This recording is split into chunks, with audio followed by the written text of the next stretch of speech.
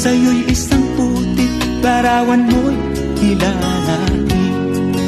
Magdalena, ikaw ay di maintindihan. Ika'y isang kapuspalad, bigo ka pa sa pag-ibig.